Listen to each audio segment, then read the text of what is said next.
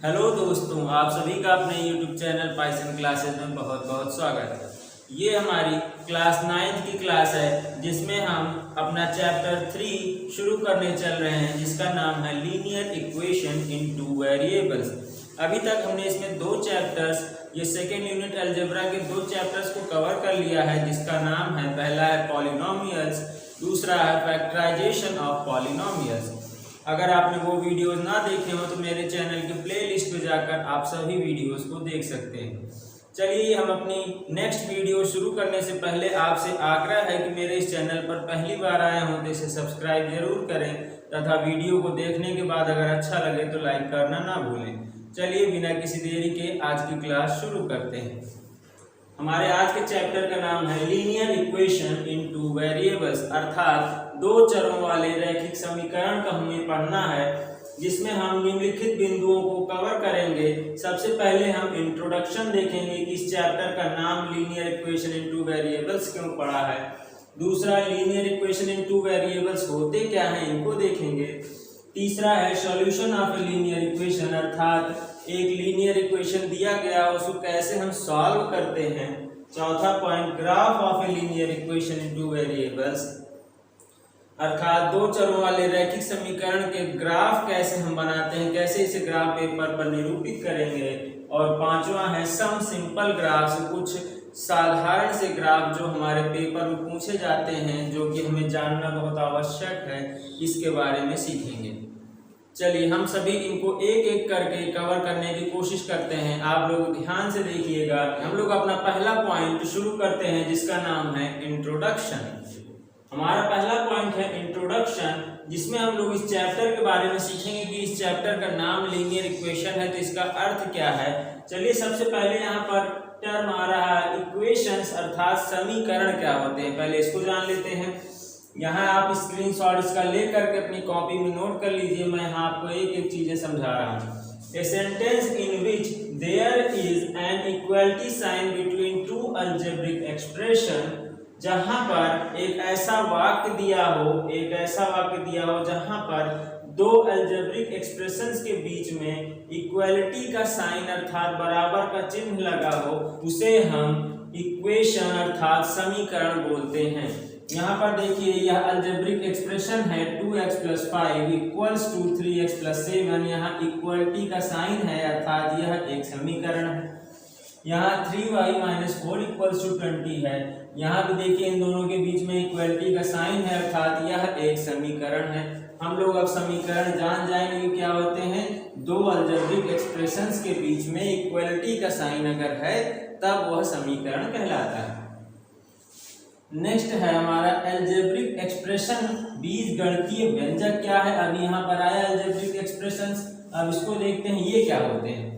It is made up of numbers, symbols and the basic arithmetical operations like plus, minus, multiply, divide।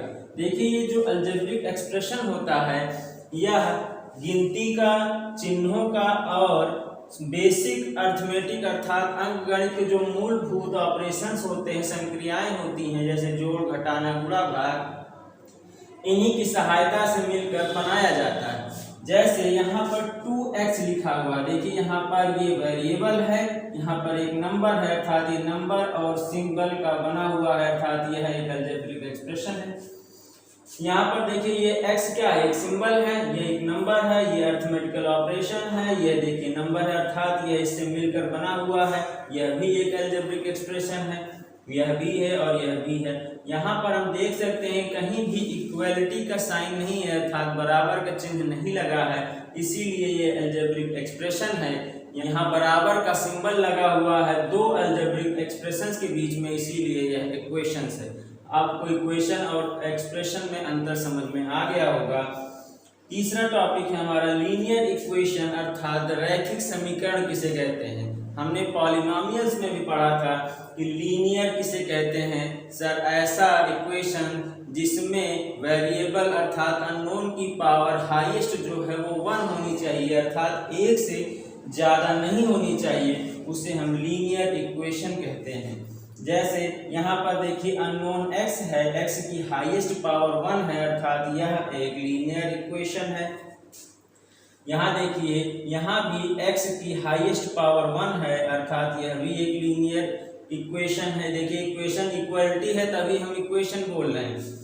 यहाँ पर ये 2x minus 3y equal to 5 अर्थात यह भी और यह भी, इसकी भी दोनों की हाईएस्ट पावर 1 है, अर्थात यह भी एक लीनियर इक्वेशन है। यहाँ x plus Y equals to 10 है, अर्थात यहाँ भी अननोन की हाईएस्ट पावर 1 है, अर्थात यह भी एक लीनियर इक्वेशन है। उम्मीद है आपको इंट्रोडक्शन समझ में आ गया होगा। Sir linear equation in two variables क्या होते हैं, तो अभी हमने लीनियर इक्वेशंस तक पहुंचे हैं क्या होता है। आगे नेक्स्ट टॉपिक में हम लोग सीखेंगे linear equation in two variables किसे कहते हैं। नेक्स्ट टॉपिक है हमारा linear equation in two variables, अर्थात दो चरों वाला रैखिक समीकरण किसे कहते हैं। आइए इसकी डेफिनेशन देखते हैं। आपके सामने बोर्ड पर लिखी है, आप इसका स्क्रीनशॉट ले लीजिए। अब हम लोग इसको डिस्कस करते हैं। एक ऐसा समीकरण जो ax plus B Y plus C equals to 0 के फॉर्म का हो, where a b c are real numbers and a not equals to 0 b not equals to 0 is called a linear equation in two variables. अर्थात हिंदी में लिखा हुआ है, एक ऐसा समीकरण जो ax plus B Y plus C equals to 0 के रूप में हो, जहाँ a शून्य नहीं होना चाहिए, b भी शून्य नहीं होना चाहिए। अगर ये दोनों शून्य हो जाएंगे तो सर ये भी और x और y भी शून्य हो जाएगा, अर्थात यह दो चरों का रैखिक समीकरण रह ही नहीं जाएगा। इसीलिए a 0 नहीं होना चाहिए, b भी 0 नहीं होना चाहिए। a b c क्या है, a b c तीनों वास्तविक संख्याएं हैं। इस प्रकार के समीकरण को हम x और y के रूप में दो चरों वाला रैखिक समीकरण कहते हैं। उदाहरण के लिए देखिए, यहाँ पर 3x plus 2y minus 12 equals to 0। यहाँ पर हम कंपेयर करें तो सर a बराबर 3 है, b बराबर 2 है, c बराबर माइनस 12 है, अतः हम कह सकते हैं कि यह दो चरों वाला रैखिक समीकरण है। यहाँ भी हम तुलना कर सकते हैं। सर यहाँ x का कोफिशिएंट √2 है, y का कोफिशिएंट माइनस √3 है और c इक्वल्स टू -9 है, अर्थात यह भी एक linear equation in two variables है, जहां पर वेरिएबल्स कौन से हैं, x और y। उम्मीद है आपको ये टॉपिक समझ में आ गया होगा कि हमारे इस चैप्टर का नाम linear equation in two variables है, इसका अर्थ क्या है आप लोग समझ गए होंगे। चलिए अब इस पर हम लोग कुछ छोटे छोटे क्वेश्चंस करते हैं, उसके बाद नेक्स्ट टॉपिक की ओर बढ़ेंगे। हमारा पहला उदाहरण है, कह रहा write each of the following in the form ax plus B Y plus C equals to 0 and indicate the values of a b and c। हमसे कह रहा है कि आपको कुछ सवाल दिए जा रहे हैं, इनको समीकरण ax plus B Y plus C equals to 0 के फॉर्म में लिखिए और a b c की वैल्यूज कितनी है उसको बताइए। चलिए हम लोग एक एक सवाल करते हैं। सबसे पहले इसकी बात करें सर, तो यह इस रूप में नहीं है, हम क्या करेंगे, यहाँ पर हमें 0 चाहिए और सबको एक तरफ लिख लें, इसको हम लिख सकते हैं और 2x plus y minus 3 equals to 0 के यहाँ से हम लिख सकते हैं। अब हम इसका कंपेरिजन करके बता सकते हैं सर a कितना है, b कितना है। Here a equals to 2, x का कोफिशिएंट a कहलाता है 2 है, b इक्वल्स टू 1, y का कोफिशिएंट 1 है एंड c इक्वल्स टू -3, अर्थात यहाँ पर प्लस होगा और ब्रैकेट में -3, यहाँ पर a b c की वैल्यूज भी हमने बता दी। नेक्स्ट क्वेश्चन पर आते हैं। सर यहाँ पर तो अभी सरल रूप में नहीं है, पहले इसको एलसीएम लेकर के आसान कर लेते हैं। इसका एलसीएम 6 हो जाएगा, 3 2 जा 6, 2x माइनस 2 3 जा 6, 3y इक्वल्स टू 5 के। अब क्या करते हैं, क्रॉस मल्टीप्लिकेशन करेंगे तो यहाँ पर हो जाएगा 2x minus 5y equals to 30 के। और क्या लिख सकते हैं, इसको लिख सकते हैं 2x plus of -5 into y plus of -30 equals to 0 के। अब हमारा यह समीकरण ax plus B Y plus C equals to 0 के रूप में बन गया है। हियर a इक्वल्स टू हम कहें तो 2 है, b इक्वल टू -5 है, c इक्वल टू -30 है। यही हमारा आंसर हो गया। चलिए तीसरे सवाल पर, इसको भी हम 6 को इधर ला लेंगे तो ये हो जाएगा पाई x plus y minus 6 equals to 0। इस -6 को लिख सकते हैं प्लस ऑफ -6, यहाँ तक कोई समस्या नहीं। अब कंपेयर कर दीजिए, हियर a इक्वल्स टू पाई के b इक्वल्स टू 1 के, c इक्वल टू -6 के। देखिए जब भी y में कुछ भी गुणा में नहीं लिखा है तो वहाँ उसका कोएफिशिएंट 1 होता है। ये हमारा आंसर हो गया। चलिए कुछ और उदाहरण देखते हैं। सर x बराबर -3 लिखा हुआ है तो इसको क्या लिख सकते हैं? सर इस -3 को इस तरफ लाएंगे, यहाँ पर हम लिख सकते हैं x प्लस b यहाँ पर 0 है, 0 इंटू वाई लिख देंगे। देखिए इसको मल्टीप्लाई करेंगे तो 0 ही आएगा, प्लस c की वैल्यू 3 है, अर्थात यहाँ पर इस -3 को इधर लाया और 0 के बराबर कर दिया। अब हम कह सकते हैं सर हियर a बराबर 1 है, b बराबर 0 है, c बराबर 3। देखिए जब भी इस तरीके की क्वेश्चन दिया और कहे कि इस रूप में लिखिए तो हम लोग यहाँ जहाँ भी कोएफिशिएंट नहीं रहेंगे उसको 0 लिख करके हम बता सकते हैं कि उसकी वैल्यू कितनी है। चलिए इस वाले सवाल पे आते हैं। सर यहाँ y का कोएफिशिएंट गायब है, इसको लिख सकते हैं 3x प्लस 0 ऑफ y। ये 2 इधर आएगा तो माइनस में हो जाएगा, अर्थात -2 इक्वल टू 0 के। यहाँ से हम कंपेयर करके बता सकते हैं here a equals to 3, b equal to 0, c equal to -2 के। चलिए तीसरे सवाल पर आते हैं। यहाँ पर इसमें x का कोएफिशिएंट गायब है, इसको लिख सकते हैं 0 into x plus 5 into y. यहाँ पर 4 इधर आएगा तो माइनस हो जाएगा, अर्थात प्लस ऑफ -4 इक्वल टू 0। यहाँ से हम कह सकते हैं हियर a इक्वल टू 0 है, b इक्वल टू 5 है, c इक्वल टू -4 है, अर्थात हमारे यह तीनों वैल्यूज को हमने निकाल दिया। इस इक्वेशन को इस रूप में भी हमने लिख लिया है। यहाँ पर 0 है x का कोएफिशिएंट। उम्मीद है आपको लीनियर इक्वेशन समझ में आ गए होंगे। कोएफिशिएंट्स क्या होते हैं, कैसे उसको निकालते हैं, कैसे कंपैरिजन करते हैं, ये भी समझ में आ गया होगा। चलिए हम लोग अपने नेक्स्ट टॉपिक की ओर बढ़ते हैं।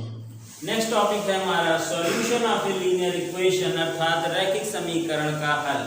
क्या होता है इसको देखते हैं। सर कोई भी समीकरण हमारा ax plus by plus c equals to 0 के फॉर्म का हो तो इसे हम linear equation in x and y बोलते हैं।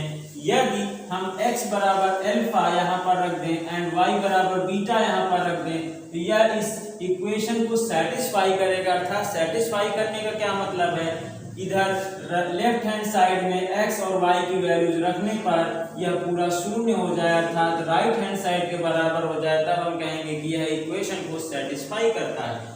तो हम कहते हैं कि ये ऑर्डर्ड पेयर के रूप में, इसके सॉल्यूशन को हम ऑर्डर्ड पेयर के रूप में लिखते हैं। पहले लिखते हैं x वाला, फिर लिखते हैं y वाला, अर्थात अल्फा और बीटा इसके दो सॉल्यूशंस हैं। अर्थात यही हमें कहेगा कि लीनियर इक्वेशन के दो सॉल्यूशंस हैं अल्फा बीटा। तो आप इसको रिप्रेजेंट करिए तो हम यहाँ अल्फा कामा बीटा के रूप में इसको रिप्रेजेंट कर सकते हैं। सॉल्यूशन का मतलब यही है कि अगर कोई भी पॉइंट दिए गए इक्वेशन का सॉल्यूशन है तो वह उसको सेटिस्फाई करेगा। और सेटिस्फाई करने का क्या मतलब है कि उसमें उसकी वैल्यूज को रखने पर left hand side right hand side के बराबर होना चाहिए। चलिए इसको देखने के लिए हम लोग एक उदाहरण देखते हैं। हमसे सवाल में कह रहा है show that x equals to 3 and y equal to 2 is a solution of linear equation 2x plus 3y equals to 12। अर्थात ये एक लीनियर इक्वेशन हमें दिया है 2x plus 3y equal to 12 के। इसका कह रहा है x बराबर 3 और y बराबर 2 दिखाइए कि यह इसका एक सॉल्यूशन है। तो हमें क्या करना पड़ेगा, x और y की वैल्यूज को रखना पड़ेगा लेफ्ट हैंड साइड में और राइट हैंड साइड के बराबर लाएंगे। अगर वह आ जाता है तो इसका सॉल्यूशन है, अगर नहीं आता है तो सॉल्यूशन नहीं है। चलिए इस इक्वेशन को हम लिख सकते हैं 2x plus 3y equal to 12। और क्या लिख सकते हैं, इस 12 को इस तरफ ला लें तो हो जाएगा 2x plus 3y minus 12 equals to 0 के। यहाँ पर लेफ्ट हैंड साइड लेते हैं हम लोग 2x प्लस 3y माइनस 12 के। यहाँ पर देखिए अगर राइट हैंड साइड आ जाएगा तो सही है, अगर नहीं आता है तो नहीं। x बराबर 3 यहाँ पर पुट x बराबर 3 एंड y बराबर 2 यहाँ पर रख देते हैं तो ये 3 2 जा 6 हो जाएगा प्लस 3 2 जा 6 माइनस 12। इसको हल करेंगे तो यह 0 के बराबर आएगा जो कि राइट हैंड साइड के बराबर है। सो ऑर्डर्ड पेयर के रूप में लिखना चाहें 2, 3 इज अ सॉल्यूशन ऑफ, इसका हल है लीनियर इक्वेशन हमारे क्या है 2x + 3y = 12 का। यहाँ से हम कह सकते हैं हमारा आंसर होगा अतः 2, 3 दिए गए रैखिक समीकरण 2x + 3y = 12 का एक सॉल्यूशन है। आप लोग समझ गए होंगे कि सॉल्यूशन का क्या मतलब होता है। जो भी x y की वैल्यू दी हो उसको इक्वेशन में रख दीजिए, लेफ्ट हैंड साइड को राइट हैंड साइड के बराबर अगर आ जाता है तो सॉल्यूशन है, अगर नहीं आता है तो सॉल्यूशन नहीं है। यहाँ पर हम लोग देख रहे हैं कि क्या x और y की केवल यही दो वैल्यूज हैं जिसके लिए यह इसको सेटिस्फाई करेगा, ऐसी कोई बात नहीं है। आगे उदाहरणों से हम लोग देखेंगे कि x और y की बहुत सारी वैल्यूज के लिए यह एक ही इक्वेशन को सेटिस्फाई करेगा। अतः हम कह सकते हैं कि किसी दिए गए लीनियर इक्वेशन के जो कि 2 वेरिएबल्स x एंड y में हैं, इसके इनफाइनाइट सॉल्यूशंस होते हैं, अर्थात अनंत हल होते हैं। x और y की कितनी वैल्यूज हैं हम नहीं बता सकते हैं कि सर इतनी सीमित है कि नहीं 10 है 20 है, ऐसा कुछ नहीं है। अनंत वैल्यूज x और y की इस दिए गए इक्वेशन को सेटिस्फाई करेगा। आगे उदाहरणों से हम लोग देखेंगे। आप लोग नोट डालकर नीचे लिख लेंगे अ linear equation in 2 variables has infinitely many solution, अर्थात दो चरों वाले रैखिक समीकरण के अनंत हल होते हैं। कभी कभी डायरेक्ट आपसे क्वेश्चन यही पूछ लिया जाता है कि लीनियर इक्वेशन इन 2 वेरिएबल्स के कितने सॉल्यूशन पॉसिबल होते हैं। तो अगर हमें नहीं पता है कि इनफाइनाइट, हम लोग 2, 4, 10 लगाकर चले आएंगे, गलत हो जाएगा। इसको भी आप लोग याद रखेंगे। Solution of a linear equation पर हम लोग देखते हैं, कुछ सवाल हल करते हैं। जैसे कि अभी अब मैंने आपको बताया था कि 2 वेरिएबल्स के लीनियर इक्वेशंस के इनफाइनाइट सॉल्यूशन हो सकते हैं। अब आपके बुक में आपको कुछ सवाल लगाने को कहेगा, find 6 different solution of equation x + 2y = 6, अर्थात एक समीकरण दिया गया है, इसके 6 अलग अलग हल आपको बताने हैं कि कौन कौन से हो सकते हैं। 6 क्या आप 16 निकाल सकते हैं, 26 निकाल सकते हैं, मगर आपकी बुक में ऐसे ही कुछ सवाल मिलेंगे कि 5 बताइए, 6 बताइए। तो हम लोग ये सवाल करके देखते हैं। इसी तरीके से सारी सवालें हल होंगी। आपके आंसर्स अलग हो सकते हैं बुक से, आप लोग उसके लिए परेशान नहीं होंगे, आपके सवाल सही होंगे।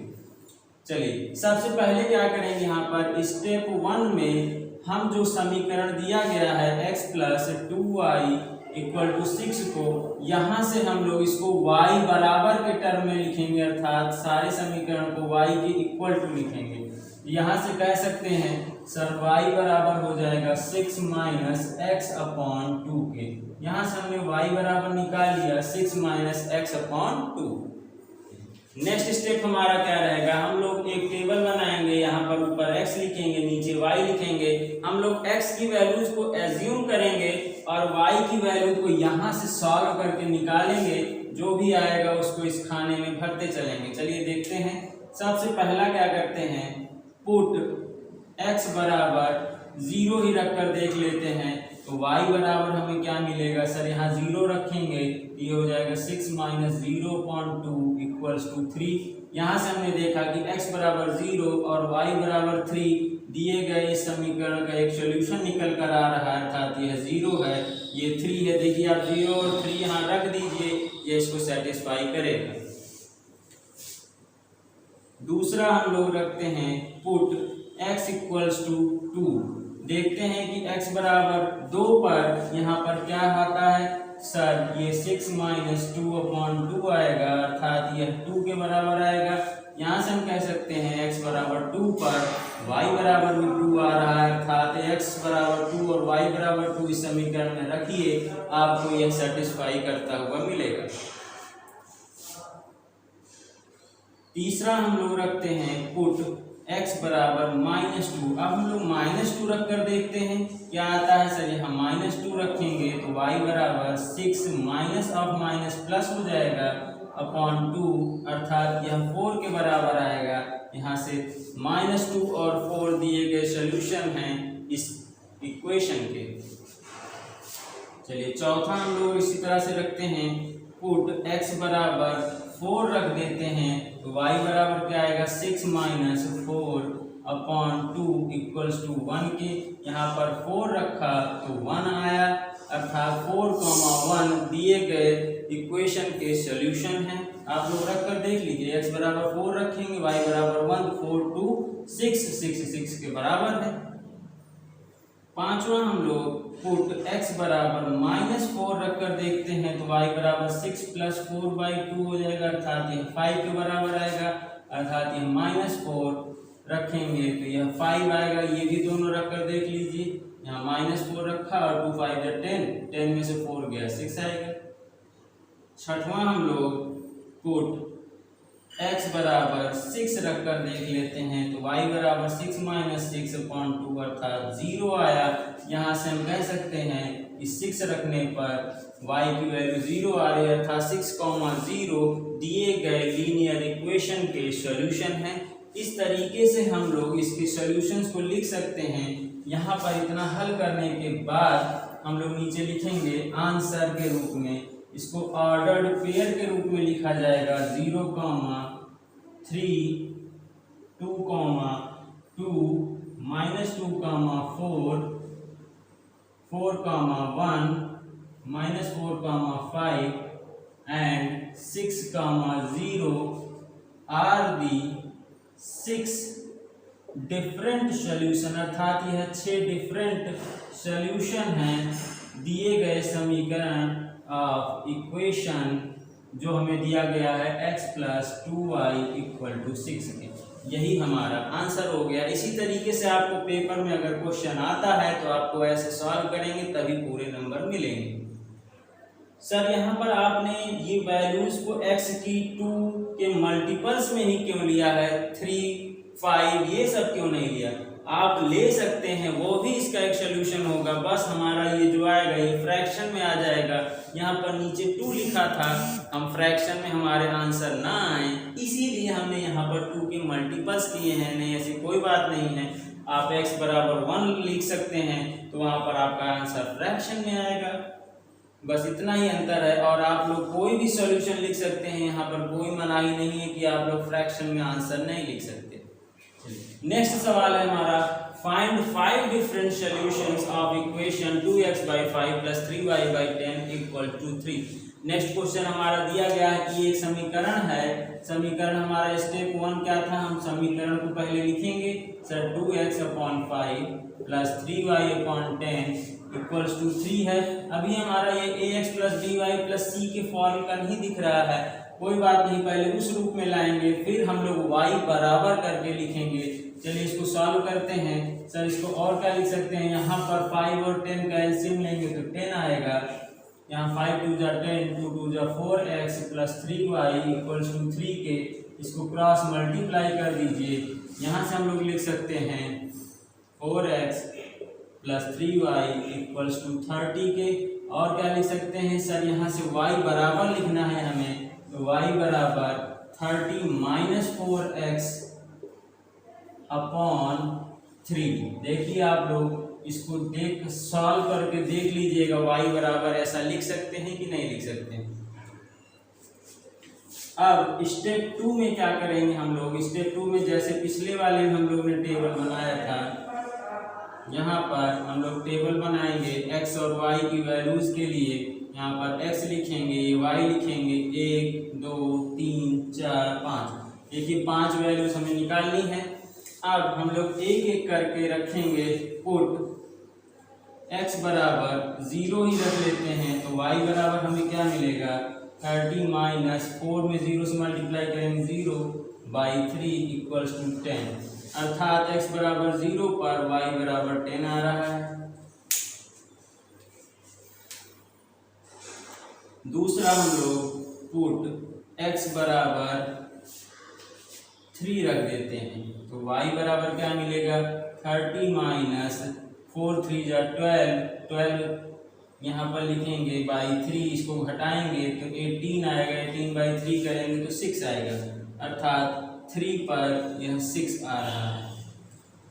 तीसरा हम लोग पुट x बराबर -3 रख कर देख लेते हैं एक बार, 30 ये +12 हो जाएगा /3, अर्थात यह 14 के बराबर आएगा। दोनों को जोड़ लीजिए, 42 हो जाएगा, 42 को 3 से मल्टीप्लाई करेंगे तो 14 आएगा। यहाँ पर -3 लेने पर ये 14 आ रहा है।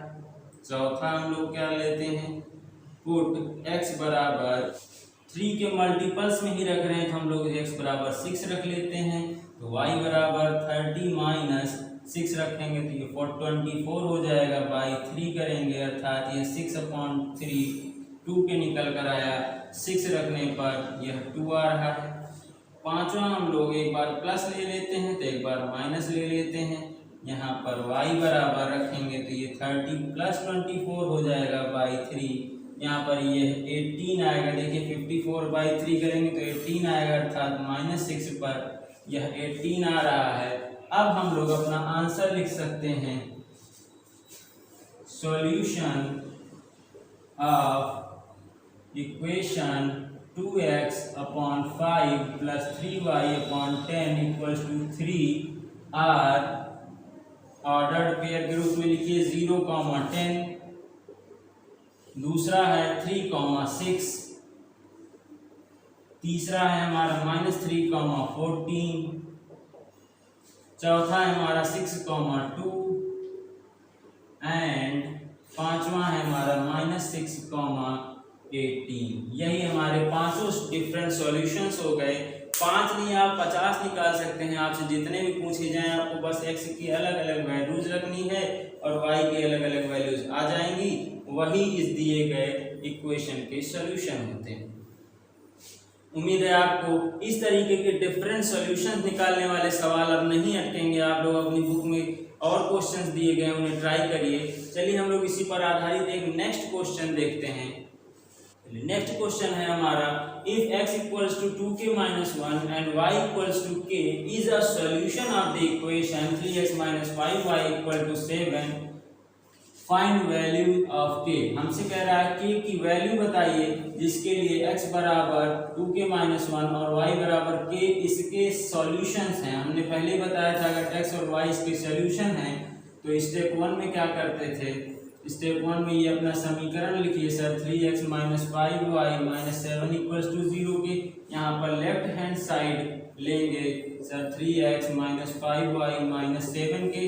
अब x और y के दो मान दिए गए हैं तो पुट x बराबर 2k माइनस 1 एंड y बराबर k यहाँ पर रख दीजिए तो हमारा लेफ्ट हैंड साइड निकल कर आएगा sir 3 into 2k minus 1 plus minus 5 into k minus 7 के, इसको सॉल्व करेंगे तो 6k minus 3 minus 5k minus 7, इसको और सॉल्व किया तो यह 6 में से 5 हटाएंगे तो ये k माइनस 10। अब ये हमारा लेफ्ट हैंड साइड था, अब चूंकि left hand side equals to होना चाहिए राइट हैंड साइड के, क्योंकि यह दिया गया है कि यह इसका एक सॉल्यूशन है अर्थात k माइनस 10 इक्वल टू 0 के होना चाहिए। यहाँ से हम कह सकते हैं k बराबर 10 है अर्थात हमारा आंसर आ गया k की वैल्यू 10 है, जिसके लिए यह वैल्यू इसके एक सॉल्यूशन है। आज का हमारा चौथा पॉइंट है जिसका नाम है graph of a linear equation in 2 variables, अर्थात ग्राफ पेपर पर हम अपने लीनियर इक्वेशन को किस प्रकार से दर्शा सकते हैं।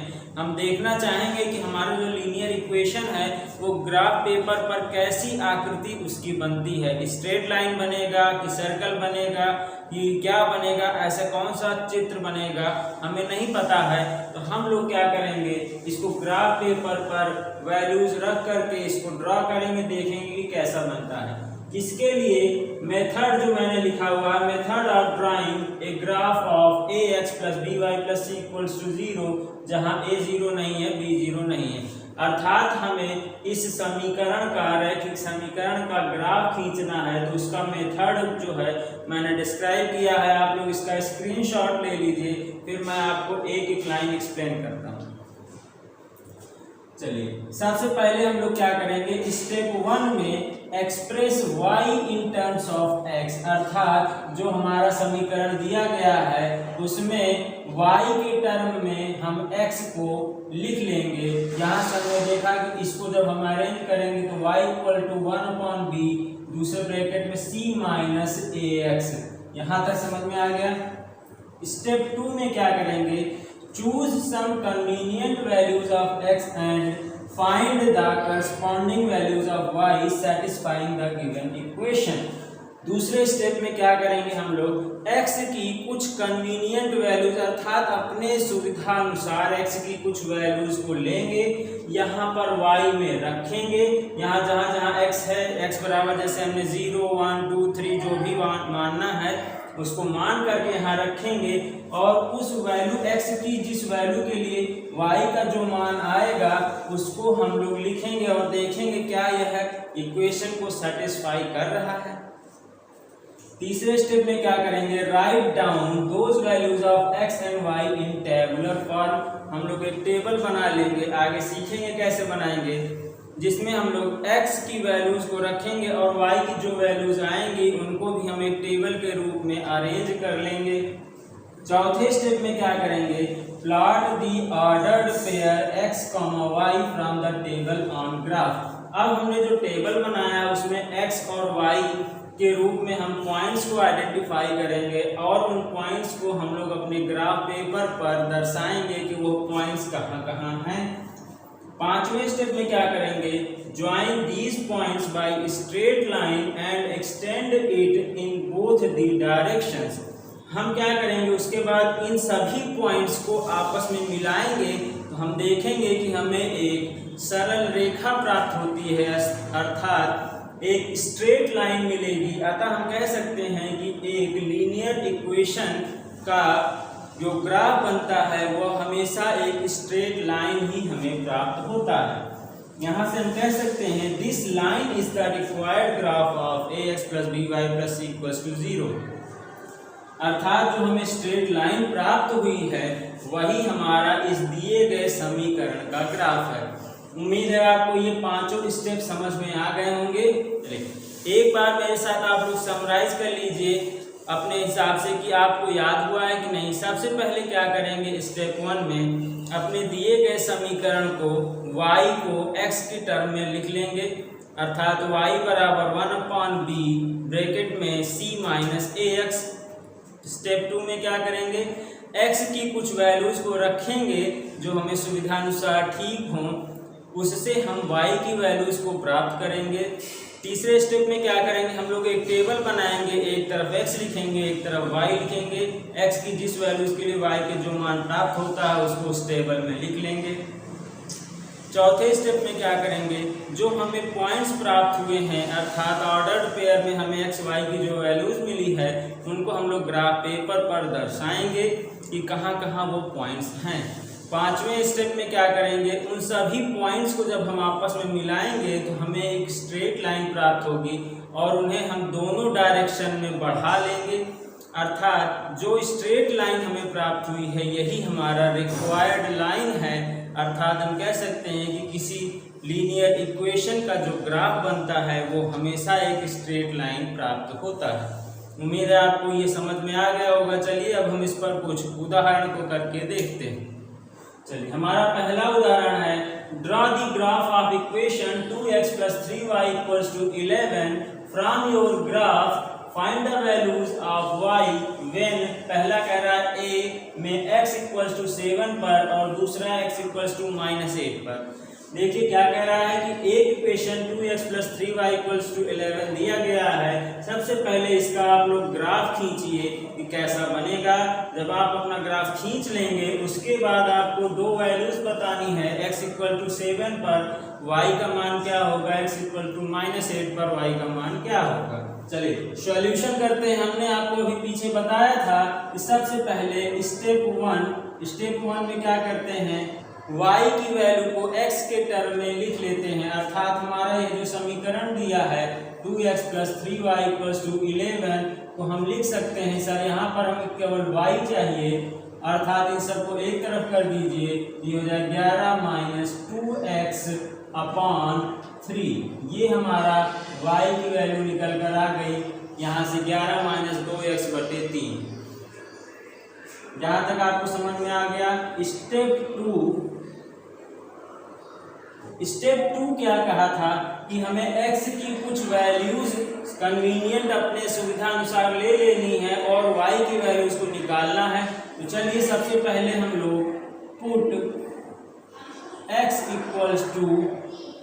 1, हम लोग x बराबर 1 रखकर देखते हैं y कितना मिलेगा सर, y बराबर यहाँ से 11-2/3 अर्थात 11 में से 2 गया 9/3 अर्थात 3।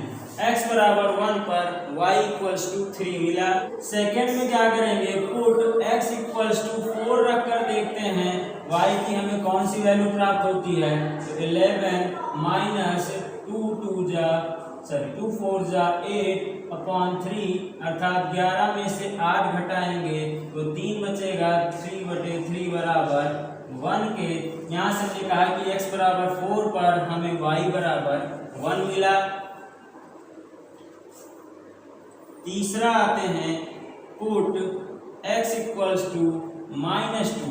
एक बार हम लोग -2 रख कर देखते हैं। यहाँ सर y बराबर 11 - 2/-2/3 अर्थात ये माइनस माइनस प्लस हो जाएगा, 11 + 4/3 अर्थात यह 5 आएगा। 11 4 15, 15 को 3 से भाग करेंगे तो 5 आएगा। यहाँ पर x बराबर -2 पर y की वैल्यू 5 आई। पुट x इक्वल्स टू -5 के हम लोग -5 रख कर देखते हैं। 11 - 2/-5/3 अर्थात ये माइनस माइनस प्लस, 2 पंचे 10 और 11 10 21/3 अर्थात 7 आएगा। यहाँ से हमने एक वैल्यू और निकाल ली। चलिए स्टेप 2 हो गया, हमने कुछ वैल्यूज रखकर x की y की कुछ वैल्यूज को निकाल लिया है। अब स्टेप 3 में हमने क्या कहा था, सर एक टेबल बना लेते हैं x और y के करस्पॉन्डिंग जो हमें वैल्यूज प्राप्त हुई हैं। यहाँ पर हम एक टेबल ऐसे बनाएंगे सर, यहाँ x लिखेंगे, यहाँ y लिखेंगे। 1 2 3 हमने 4 वैल्यूज निकाली हैं, और भी आप निकाल सकते हैं। x बराबर 1 पर y बराबर हमें प्राप्त हो रहा है 3, x बराबर 4 पर हमें प्राप्त हो रहा है 1, x बराबर -2 पर हमें मिल रहा है y की वैल्यू 5, x बराबर -5 पर हमें y की वैल्यू मिल रही है 7। यहाँ से हमें यह मिल गया है। ऑर्डर्ड पेयर के रूप में हम इसे पॉइंट A मान लें, ये B, ये C, ये D अर्थात हमारा पॉइंट A है 1,3 लिखेंगे, पॉइंट B है 4,1 लिखेंगे, पॉइंट C है -2,5 लिखेंगे, पॉइंट D है -5,7 लिखेंगे। यहाँ तक सभी को समझ में आ गया होगा। सर स्टेप 3 में हमने एक टेबल बना ली और x y की वैल्यूज को फिल कर दिया जो यहाँ से आया था। यहाँ से ऑर्डर्ड पेयर में हमें 4 पॉइंट मिले, 3 है, B 4,1 है, C -2,5 है, D -5,7 है। अब हमारा स्टेप 4 शुरू होगा जो कि बहुत ही महत्वपूर्ण है। हम लोग इसे मिटा करके पहले अपने सारे पॉइंट्स को यहाँ हम ऊपर लिख लेंगे। स्टेप 4 में हम लोग ग्राफ ड्रॉ करेंगे। आप लोग इसके नीचे अपना ग्राफ पेपर लगा सकते हैं। चलिए आप लोग सीखते हैं कैसे ग्राफ पेपर पर खींचते हैं। स्टेप 4 में मैंने आपको बताया था, आप एक ग्राफ पेपर ले लेंगे और बीच में ऐसे लाइन खींचेंगे। ग्राफ पेपर के अपने बीचों बीच आप लोग लाइन खींचिएगा जिससे आपको ऊपर और नीचे बराबर जा सके, इधर भी और इधर भी। चलिए जो राइट हैंड साइड है अर्थात इस तरफ, इसको x लिखते हैं, इधर -x लिखते हैं अर्थात इधर x की पॉजिटिव वैल्यूज को लिखेंगे, इधर x की नेगेटिव वैल्यूज को लिखेंगे।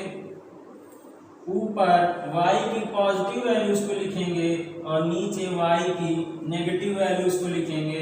और ये जो पॉइंट है हमारा, ये है O अर्थात यह 0 0 पॉइंट है।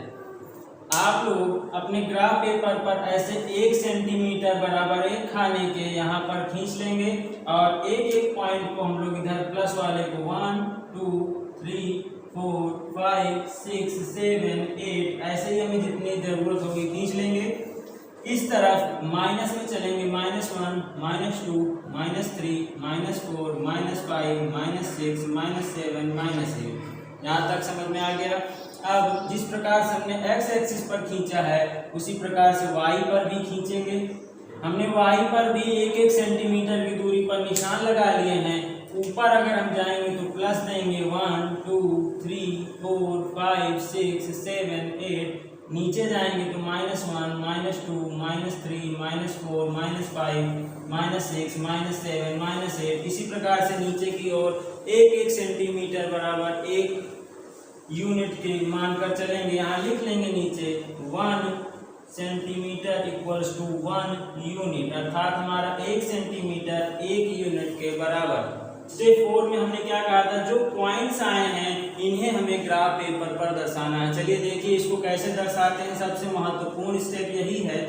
हमारे पास पहला पॉइंट है 1,3, अर्थात यहाँ जो पहले लिखा है ये कौन सी वैल्यूज होती हैं सर? यार इधर वाला x होता है और इधर वाला y होता है। सभी में पहले x होगा फिर y। x बराबर 1 अर्थात x बराबर हमें 1 लेना है और y बराबर 3 अर्थात x बराबर जब हम 1 लेते हैं तो हमें y की वैल्यू 3 प्राप्त होती है। यहाँ इसको ऐसे डॉट डॉट से मिलाएंगे, ये पॉइंट हमारा A कहलाएगा 1,3। यहाँ तक हो गया। फिर B पॉइंट है 4,1 अर्थात x बराबर 4 चलिए तो हमें y बराबर 1 प्राप्त होता है। यहाँ से x बराबर 4 पर y बराबर 1 प्राप्त होता है, अर्थात यह 4,1 पॉइंट है। उम्मीद है आप लोगों को समझ में आ रहा होगा। यहाँ पहले हम x की वैल्यू है x बराबर 1 चलेंगे तो हमें y बराबर 3 मिलेगा, अर्थात इनको ऐसे मिलाएंगे, ये पॉइंट हो गया। दूसरा x बराबर 4 पर y बराबर 1 मिलता है। तीसरा है -2 अर्थात अब इधर आते हैं, यहाँ -2 पर y की वैल्यू 5 मिलती है, अर्थात यह है 5 और यह है -2 अर्थात यह पॉइंट हमारा C पॉइंट है।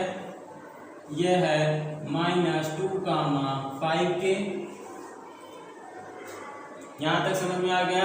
अब D पॉइंट है -5,7 अर्थात -5 पर हमें y की वैल्यू 7 प्राप्त होती है, अर्थात इसको ऐसे जब हम स्केल से मिलाएंगे, देखिए मेरा लाइन कुछ टेढ़ा मेढ़ा हो सकता है मगर आप लोग जब स्केल से मिलाएंगे तब आपकी लाइन बिल्कुल सीधी आएगी।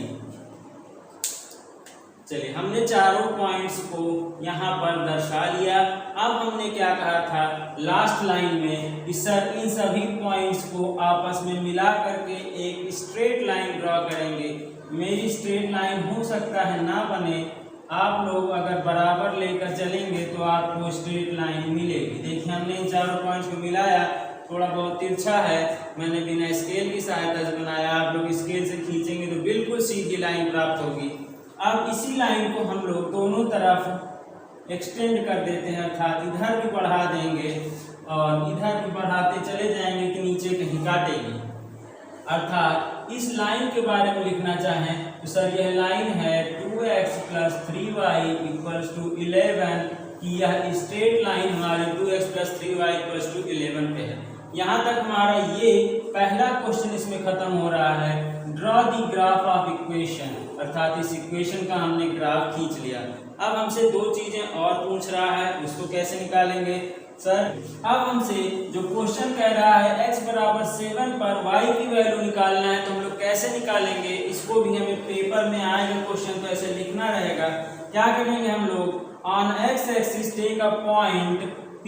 हम लोग x एक्सिस पर x = 7 पर एक पॉइंट P ले लेंगे, यहाँ पर x बराबर 7 है, अर्थात OP, यहाँ O से लेकर P तक की डिस्टेंस 7 है। फिर क्या करेंगे?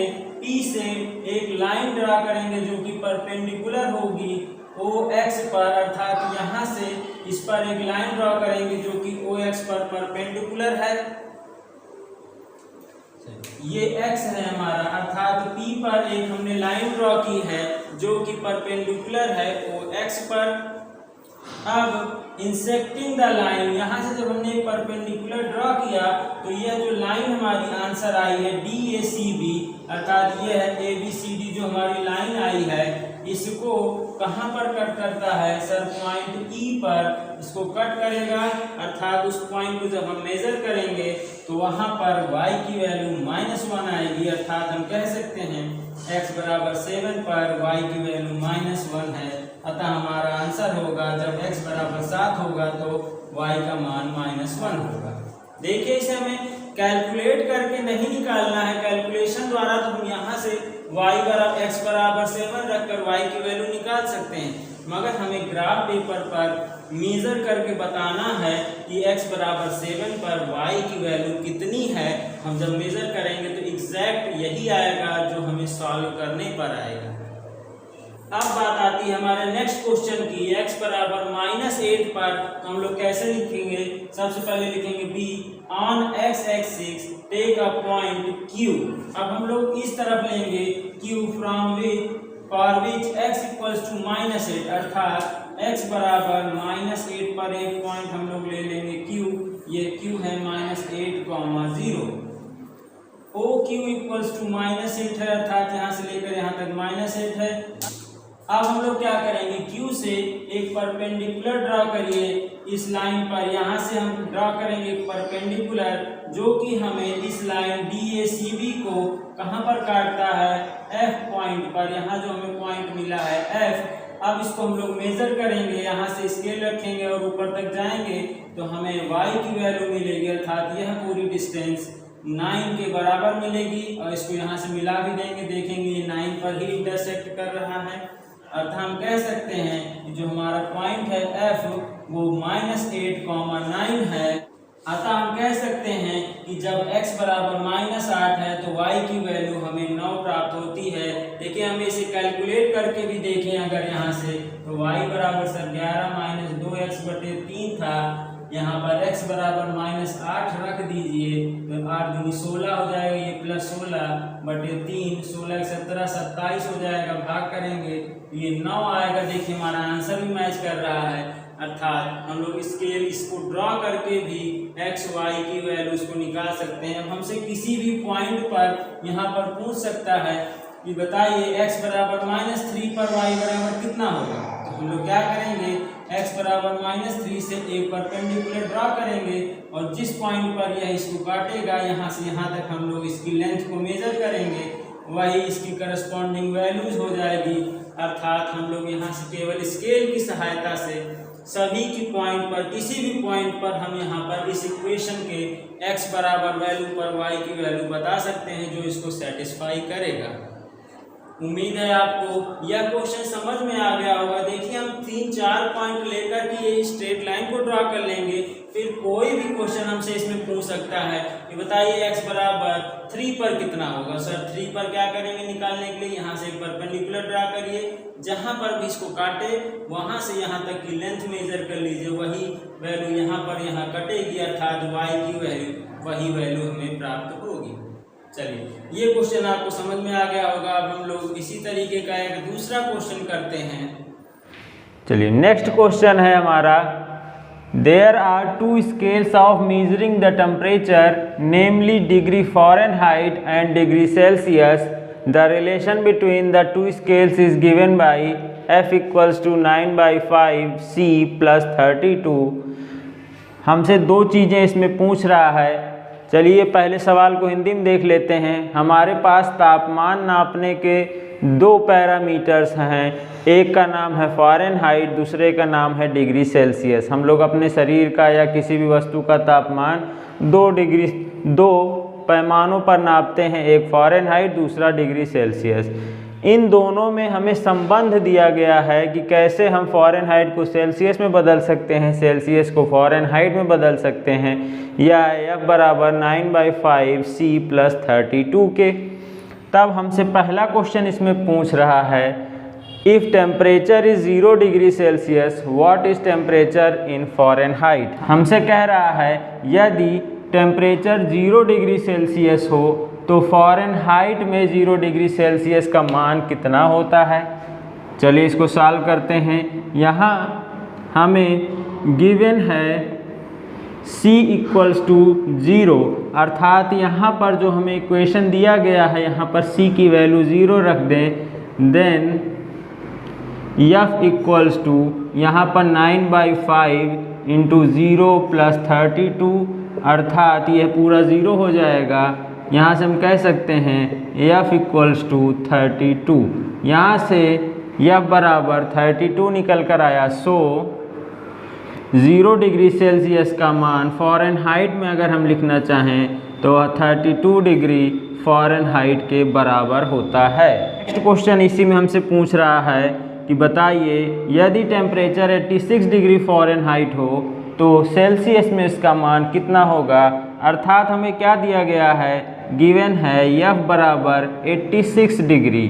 तो हमें निकालना क्या है सर, C की वैल्यू निकालना है। तो चूँकि F बराबर 9/5 C प्लस 32 के, यहाँ से हम क्या कह सकते हैं सर, अगर हमें C निकालना है तो इसको एक तरफ लाएं, F minus 32 equals to 9/5C, और यहाँ से C बराबर लिखना चाहें तो ये 5 का मल्टीप्लिकेशन यहाँ हो जाएगा, 5 into F minus 32 upon 9 equals to C के।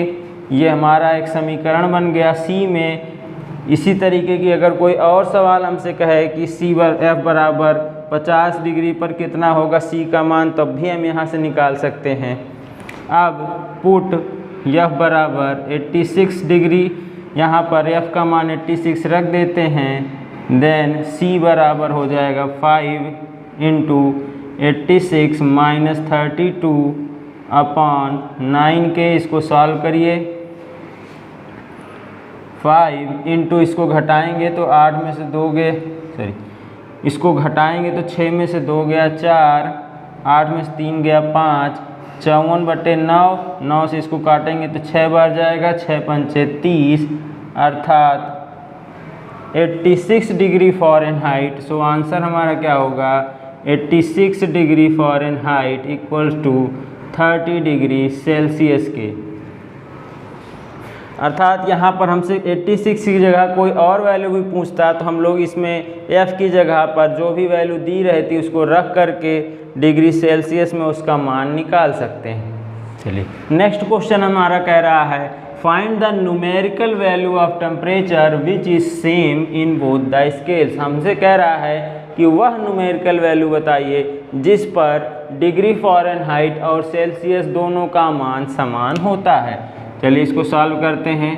यहाँ पर कह रहा है दोनों का मान समान हो तो हम मान लेंगे लेट F बराबर C के, अर्थात चाहे हम यहाँ पर F रख दें चाहे C रख दें, कोई भी एक वैल्यू निकाल लें। देन यहाँ पर हम रख देते हैं, चलिए इसको हम C बराबर F ही रख देते हैं, तो F बराबर 9/5 इंटू F प्लस 32 हो जाएगा। यहाँ से इसको इधर बुला लेंगे F वाले को, तो F minus 9/5F equals to 32 के। यहाँ इसको सॉल्व करेंगे तो एलसीएम लेंगे तो ये हो जाएगा 5 1 5 जब 5F minus 9F equals to 32 के अपॉन 1। यहाँ क्रॉस मल्टीप्लिकेशन कर दीजिए। इसको और क्या लिख सकते हैं सर, इसमें से घटाएंगे तो ये -4F आएगा इक्वल्स टू, यहाँ पर इसको मल्टीप्लाई करेंगे तो 32 इंटू 5 के। यहाँ से और F बराबर लिखना चाहें तो माइनस, यहाँ माइनस लग जाएगा, 5 दूनी 10, 5 3 15 1 16/4 के। इसको और सॉल्व करेंगे तो ये आएगा -40, अर्थात F बराबर -40 पर C की वैल्यू भी बराबर होगी F के। अतः हम अपना आंसर लिख सकते हैं hence C equals to F equals to -40 degree. यहाँ से हम और क्या कह सकते हैं सर, 40 डिग्री सेल्सियस माइनस में जो है वो बराबर होता है -40 डिग्री फ़ारेनहाइट के। यहाँ से हम कह सकते हैं कि दोनों -40 डिग्री पर दोनों की वैल्यू बराबर होगी। चलिए नेक्स्ट क्वेश्चन है हमारा, draw the graph of equation F बराबर 9/5C plus 32 taking C along x axis and F along the y axis. हमसे कह रहा है अब आप जो इक्वेशन दिया गया है इसका एक ग्राफ खींचिए। C जो है डिग्री सेल्सियस को x एक्सिस पर ले लीजिए और डिग्री फ़ारेनहाइट को y एक्सिस पर लेकर के एक ग्राफ खींचकर हमें दिखाइए। चलिए हम लोग एक ग्राफ के लिए पहले अपना ग्राफ पेपर ले लीजिए। हमने ग्राफ खींचने के लिए ऊपर वाली खड़ी वाली लाइन को y एक्सिस कहते हैं, ऐसे जो हॉरिजॉन्टल लाइन होती है इसको x एक्सिस कहते हैं, अर्थात क्षैतिज रेखा को x एक्सिस, ऊर्ध्वाधर रेखा को y एक्सिस कहते हैं। चलिए, हमसे कह रहा है कि C अर्थात डिग्री सेल्सियस को, तो यहाँ हम लिख सकते हैं डिग्री सेल्सियस जो है इस वाली लाइन पर है और डिग्री फ़ारेनहाइट जो है ऊपर वाली लाइन पर है। इसी प्रकार से यहाँ माइनस वाला माइनस डिग्री सेल्सियस इस तरफ है, माइनस डिग्री फ़ारेनहाइट नीचे की तरफ है। ठीक है, अब हम लोग इस पर अपने स्केल से 1-1 सेंटीमीटर का मेज़र लेकर के यहाँ पर हम लोग एक पैमाना बना लेंगे। चलिए देखते हैं, यहाँ पर एक खाना 2 3 4 5 6 7 8 9 इसी तरीके से आगे बांट लेंगे। हमने यहाँ पर एक खाना बराबर 10 डिग्री सेल्सियस लिया, तो यहाँ 10 20 30 40 50 60 70 80 90। ऐसे ही बाईं तरफ आएंगे तो इधर भी माइनस में है। ठीक है, हम लोग माइनस में भी ऐसे ही ले लेते हैं, -10 -20 -30 -40 -50 -60। अब इसी तरीके से हम लोग y एक्सिस पर भी 1-1 सेंटीमीटर की दूरी पर मार्क बना लेंगे।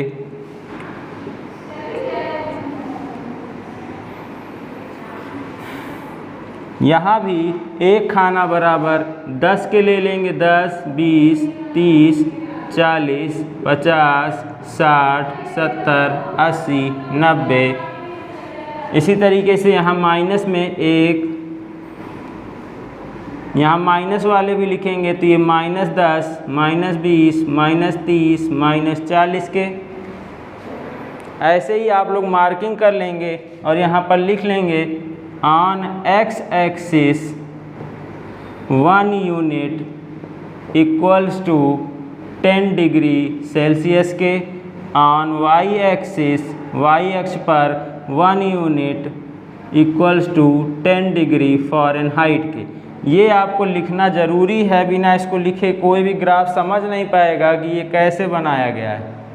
चलिए, अब हम लोग क्या करेंगे, हमने आपको पीछे बताया था 4 स्टेप्स में। सबसे पहले जो इक्वेशन दिया गया है इसको y के टर्म में लिख लेंगे, तो ये इक्वेशन हमारा y के टर्म में दिख रहा है, अर्थात यहाँ पर ये y एक्सिस पर है, y equals to ax plus b के फॉर्म में दिख रहा है, अर्थात ये हमारा समीकरण तो पहले से ही बना हुआ है।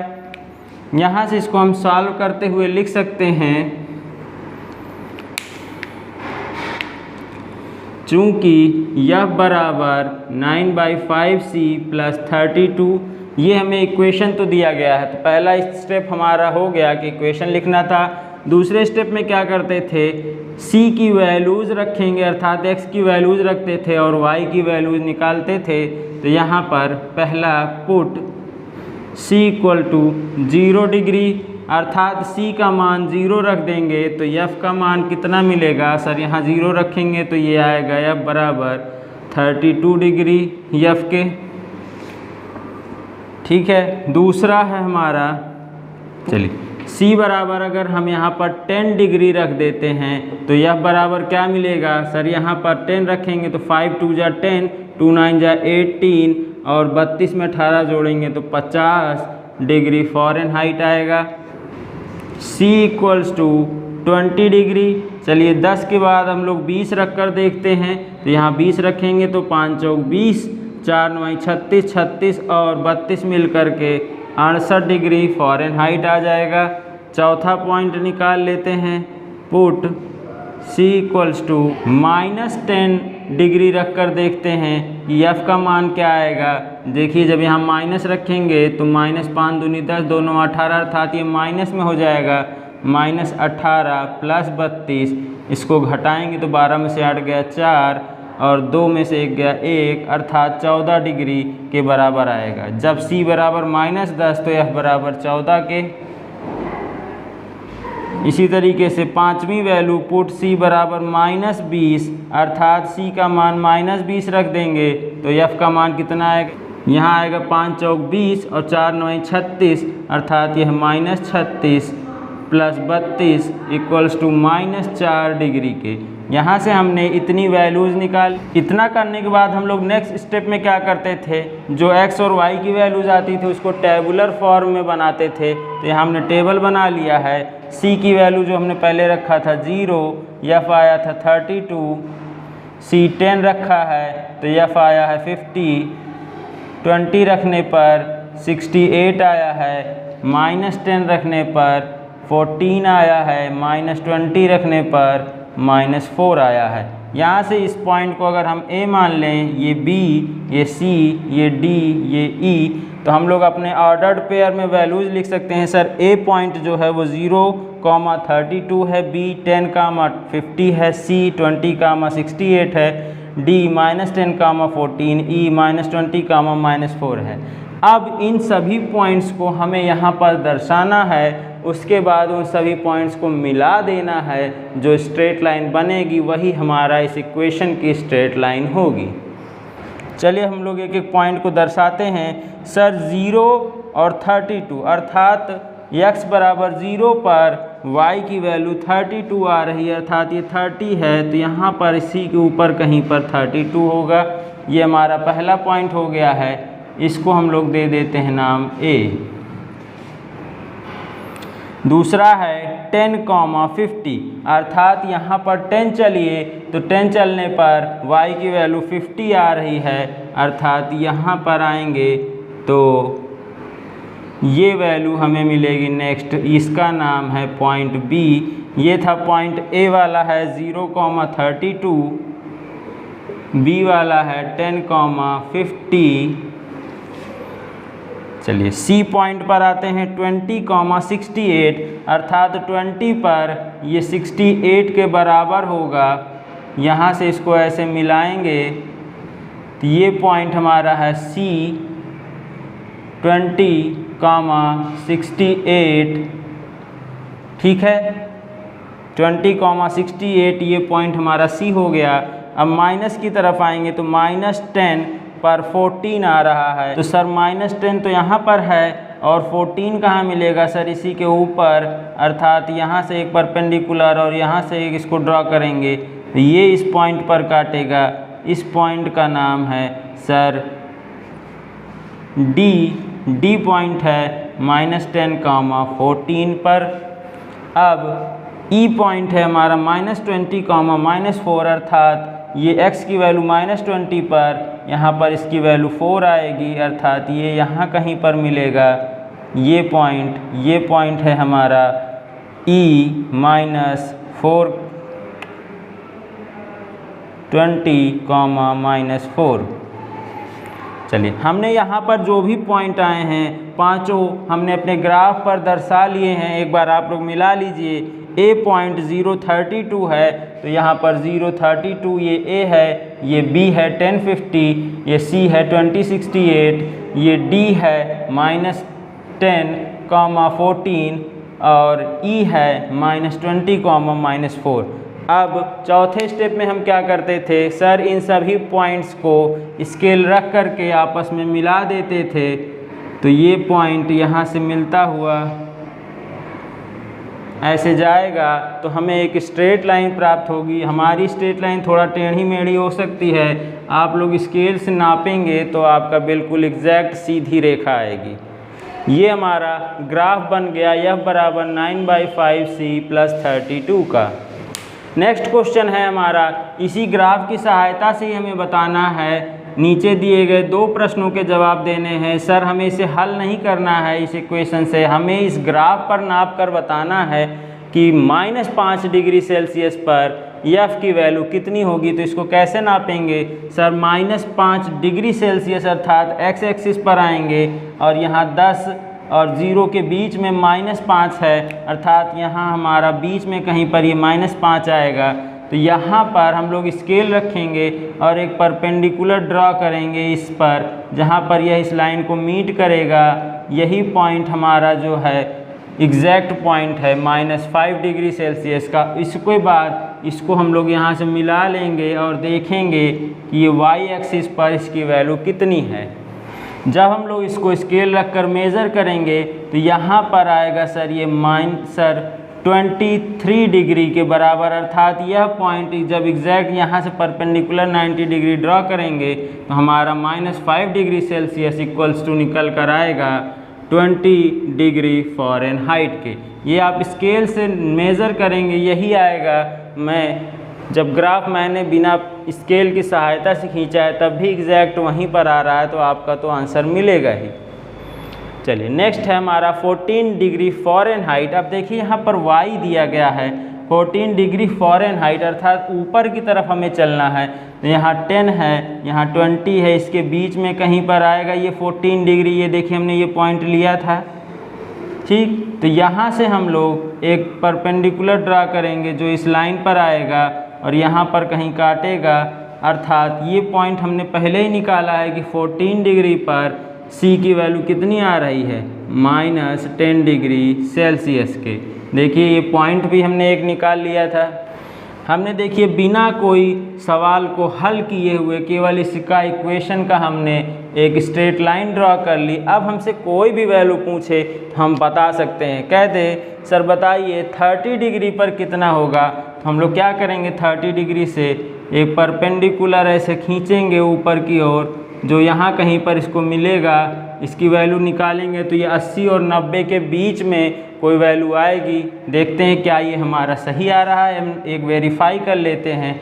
अगर c = 30 रख दें, इफ़ c बराबर 30, देखिए मेरा ग्राफ जो है एग्जैक्ट नहीं है, फिर भी इसकी वैल्यू 80 और 90 के बीच में ही कोई होगी। यहाँ रखते हैं तो 5 × 6 = 30, 6 × 9 = 54, अर्थात ये 54 + 32 के बराबर होगा।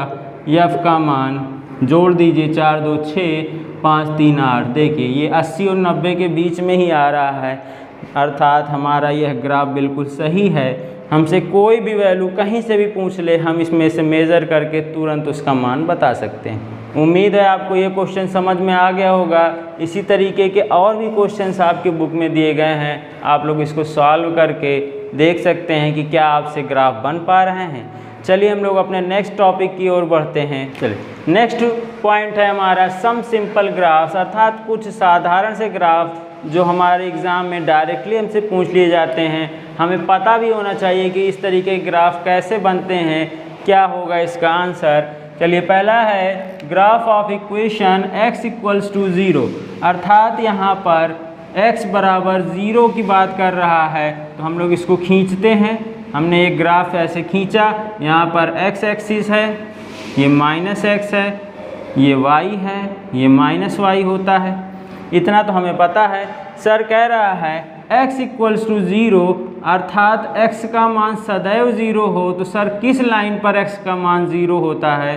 सर अगर हम इस बड़ी वाली लाइन ऊपर जो खड़ी लाइन है इस पर चलें तभी x का मान 0 होगा, नहीं तो अगर हम इधर थोड़ा भी चलेंगे तो यहाँ पर तो x आ ही जाएगा, इधर आएंगे तो -x आएगा।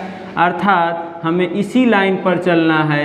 यही लाइन जो है हमारा x = 0 का ग्राफ है। यहाँ पर हम लिख सकते हैं graph of equation x = 0 is the y axis, अर्थात y अक्ष पर y अक्ष ही हमारा x = 0 का ग्राफ होता है।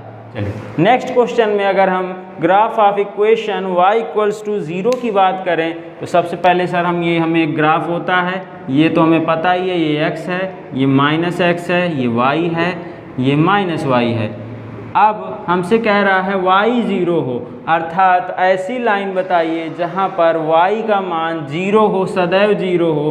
तो सर जब हम x पर चलेंगे तभी y का मान 0 होगा, अर्थात ये लाइन, यही लाइन जो है हमारी y = 0 को दर्शाती है। तो यहाँ से हम लिख सकते हैं graph of equation y = 0 is the x axis, अर्थात x अक्ष ही हमारा y = 0 का ग्राफ होता है। ये दो ग्राफ आपको समझ में आ गए हैं। जब भी आपसे क्वेश्चन में पूछे कि x बराबर 0 का ग्राफ बताइए, अर्थात वहाँ पर x का मान तो 0 है, तो अर्थात कौन सी ऐसी लाइन है जहाँ पर x 0 होता है। तो सर ये y एक्सिस वाली लाइन पर ही x का मान 0 होता है। यहाँ पर y = 0 कह रहा है, तो अर्थात वो कौन सी लाइन है जिस पर y का मान 0 होगा। सर x एक्सिस हमारी एकमात्र ऐसी लाइन है जिस पर चलने पर y का मान 0 मिलेगा। चलिए नेक्स्ट है हमारा तीसरा point, sir graph of equation x = a, अर्थात x बराबर a ए कोई रियल नंबर है तो उसका ग्राफ कैसे खींचा जाए। जैसे हमसे कह दे एग्जाम्पल के लिए x बराबर 2, x बराबर 3, x बराबर 100, ऐसा कोई इक्वेशन आ जाए जिसका ग्राफ बताना हो तो हम कह सकते हैं सर यहाँ पर y का मान 0 है, अर्थात यहाँ से a डिस्टेंस मान लेते हैं, यहाँ से यहाँ की दूरी a है। यहाँ पर अगर हम y एक्सिस के एक पैरेलल लाइन खींच दें तो यही ग्राफ हमारा x इक्वल्स टू a को रिप्रेजेंट करेगा, अर्थात x से a दूरी पर एक लाइन है जो y एक्सिस के पैरेलल है, यही स्ट्रेट लाइन हमारा graph of equation x equals to a है।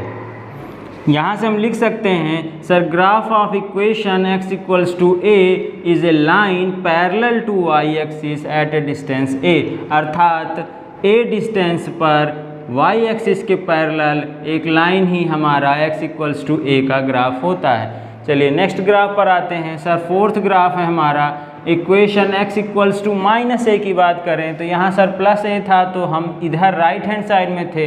अगर -a की बात करें तो यहाँ से हम 0, ये 0 पॉइंट है, यहाँ से ये -a डिस्टेंस पर अगर आ गए तो यहाँ से अगर हम एक line parallel to y axis खींचें तो ये हमारा x इक्वल्स टू -a का ग्राफ होता है।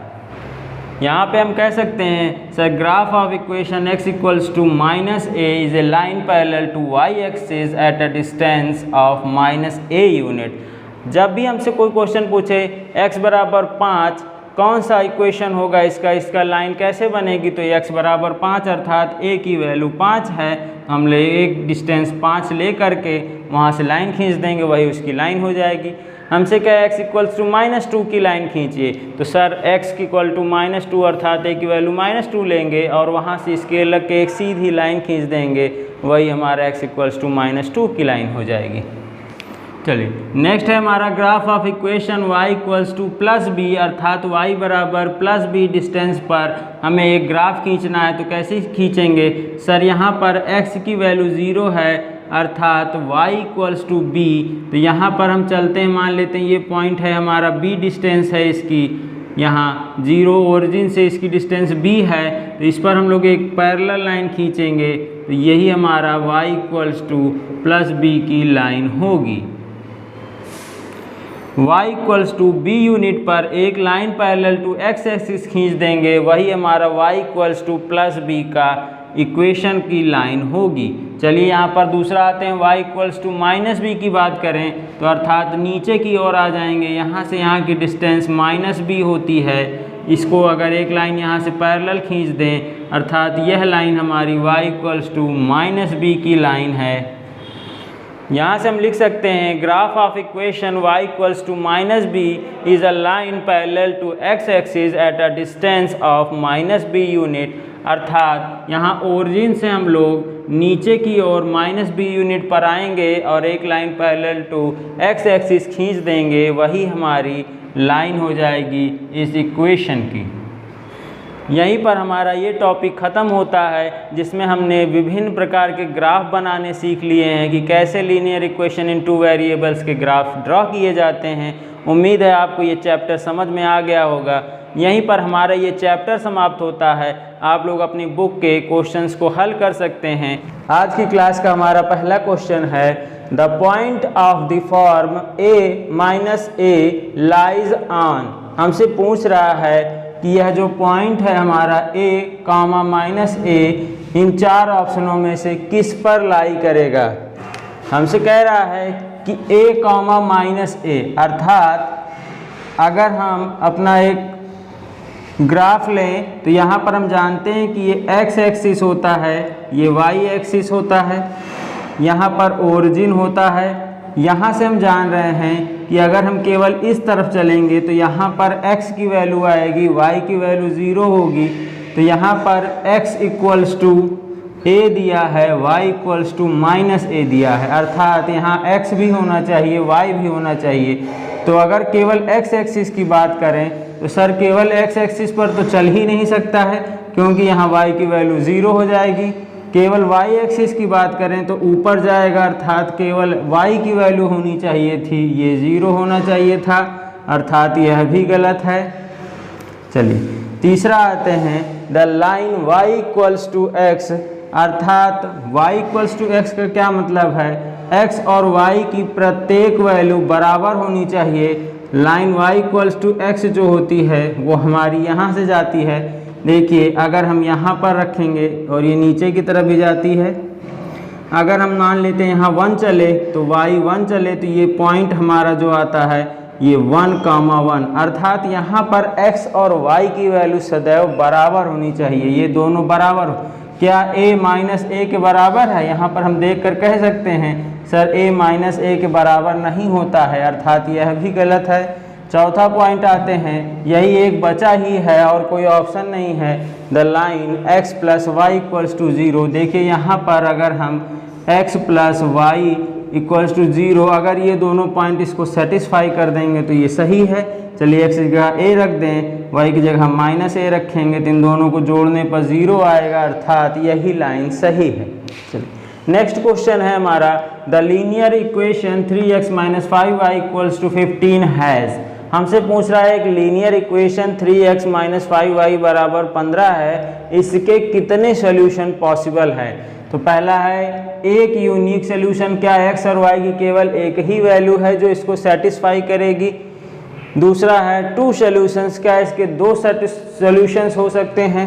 तीसरा है इनफाइनाइट मैनी सॉल्यूशंस, अर्थात अनंत हल हो सकते हैं। चौथा है नो सॉल्यूशन, कोई हल नहीं है।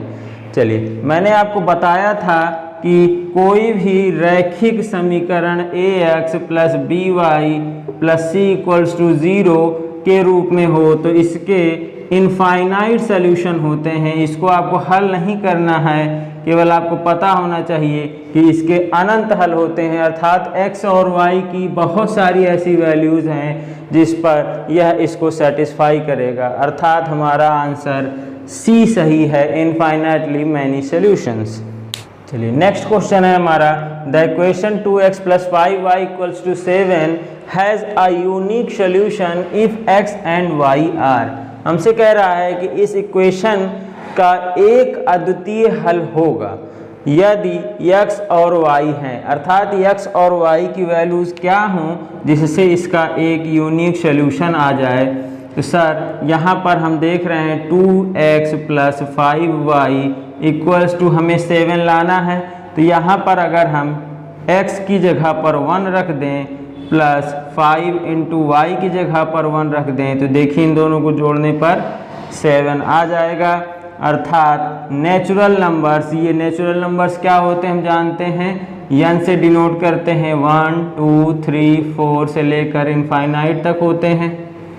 रेशनल नंबर्स जो होते हैं वो p बाई क्यू के फॉर्म में होते हैं।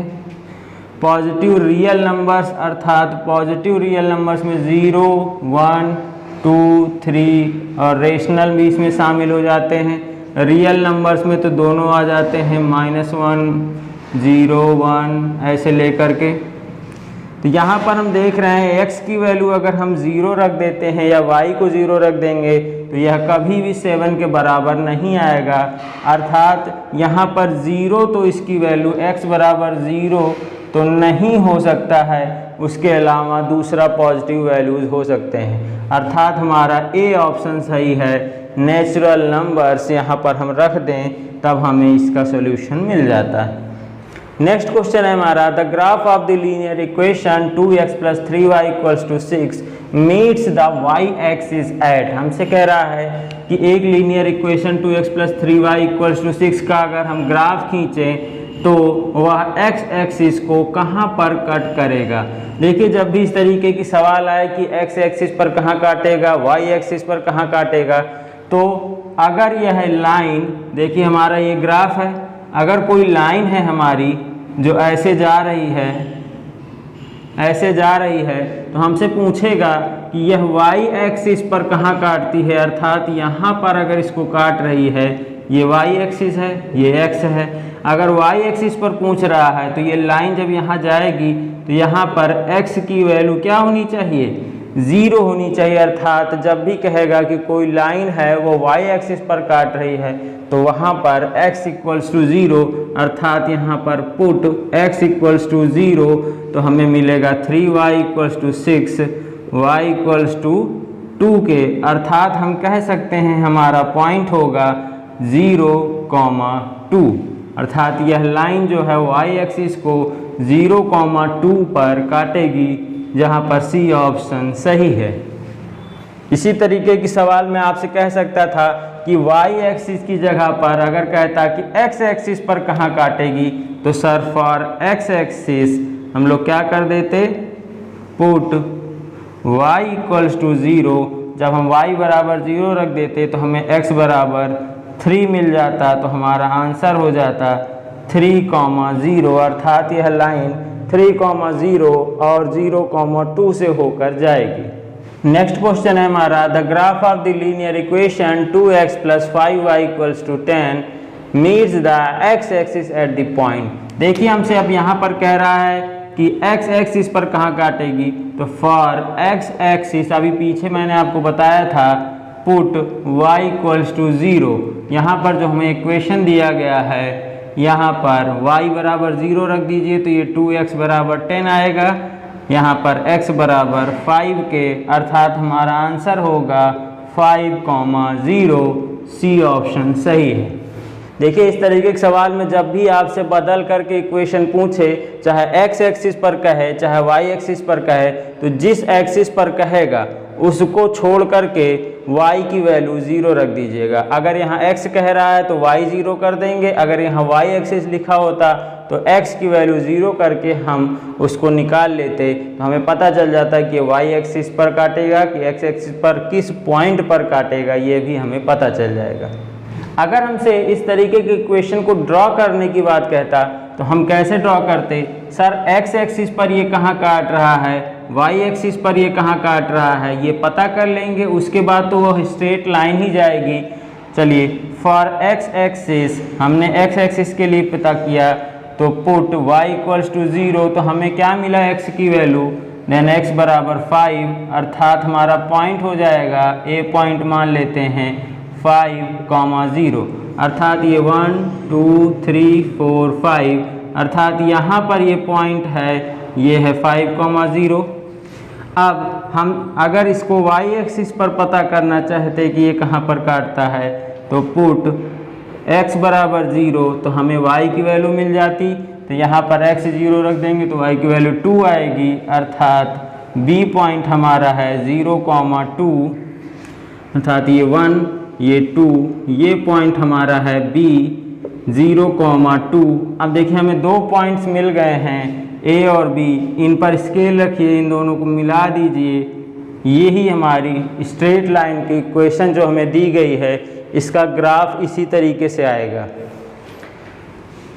अब इस पर हम कोई भी पॉइंट चेक कर सकते हैं, जैसे हमसे कहता कि x = 2 पर y का मान बताइए, तो यहाँ पर ऐसे लाइन खींचते, ये यहाँ पर इसको जहाँ भी काटता, अर्थात ये 1 और 2 के बीच में ही कहीं काटेगा, ये पॉइंट C है, ये 2, यहाँ पर y की वैल्यू निकाल लेंगे, y की वैल्यू अगर x बराबर 2 है तो 2 2 जा 4, 10 में से 4 घटाएंगे 6 आएगा, 6 अर्थात 5/6, सॉरी ये 6/5, अर्थात 1 से तो ज़्यादा है मगर 2 से छोटा है। इसी तरीके से हम कोई भी पॉइंट्स इस लाइन पर निकाल सकते हैं।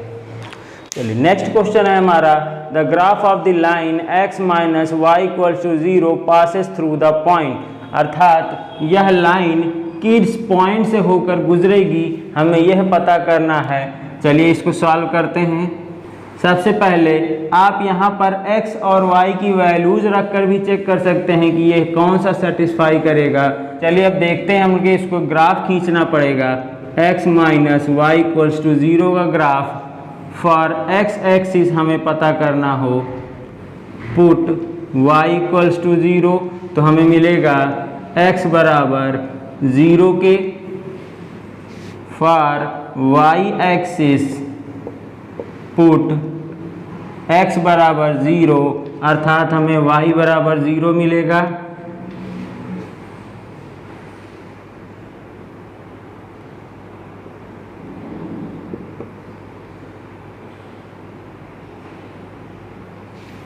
देखिए हमने यहाँ पर निकाला तो ये पहला पॉइंट हमें आ गया 0,0, ये भी आ गया 0,0, अर्थात यह यहाँ से बीचों बीच से होकर जा रहा है 0,